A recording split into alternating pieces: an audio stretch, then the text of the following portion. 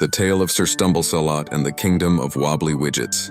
Once upon a time, in the faraway Kingdom of Wobbly Widgets, there lived a knight named Sir Stumblesalot. Now, Sir Stumblesalot wasn't like other knights. He wasn't brave, strong, or even particularly coordinated. In fact, his name came from his unique ability to trip over everything: his sword, his shoelaces, even invisible air. But Sir Stumblesalot had one great quality: he never ever gave up. One sunny morning, the King of Wobbly Widgets, King Wiggle-Whisker, gathered the villagers for an important announcement. "Our royal Jellybean Fountain has stopped working," he declared. "Without it, the kingdom will lose its sweetness forever.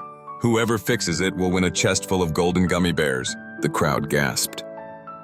The Jellybean Fountain was the pride of Wobbly Widgets. It sprayed jelly beans into the air, where they rained down on everyone like candy confetti. Sir Stumblesalot, hearing the challenge, puffed out his chest and immediately tripped over a chicken. "I'll fix the fountain," he declared from the ground. The crowd laughed. You can't even walk in a straight line." But Sir Stumblesalot was determined. The quest begins. Sir Stumblesalot set off with his trusty steed, a plump donkey named Pudding. Pudding wasn't fast, but he loved adventure and snacks. The two headed toward the Jellybean Fountain, located in the spooky Tickly Tangle Forest. The forest was full of mischievous creatures. First, they encountered a grumpy troll named Bobble. Bobble demanded a riddle before they could pass. "What has 2 legs in the morning, 4 legs at lunchtime, and no legs at dinner?" asked Bobble. Sir Stumblesalot thought hard, then accidentally tripped over a vine. Bobble started laughing so hard he fell over, allowing Sir Stumblesalot and Pudding to sneak by unnoticed. Next, they reached the River of Wobble, which was impossible to cross without falling in. Sir Stumblesalot had an idea. "Pudding, let's use your amazing belly as a raft." Pudding sighed but agreed.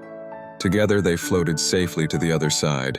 The Jellybean mystery, finally, they arrived at the Jellybean Fountain, which was guarded by a giant gummy worm named Squish. Squish was sobbing uncontrollably. "What's wrong, Squish?" asked Sir Stumblesalot. "I tried to fix the fountain, but now it's stuck and I'm too sticky to move," Squish wailed. Sir Stumblesalot examined the fountain. He noticed a giant rock jamming the gears. With all his might, he tried to pull it out but slipped and fell, right onto the lever that released a flood of jelly beans.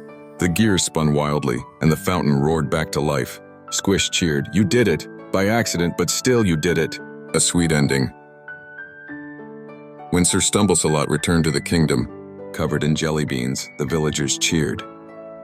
King Wiggle-Whisker handed him the golden gummy bears and declared, "Sir Stumblesalot, you are the bravest, clumsiest hero our kingdom has ever seen." From that day on, Sir Stumblesalot became known as Sir Jellybean, the sweetest knight in all the land, and he and Pudding lived happily ever after, tripping, tumbling, and always finding a way to save the day.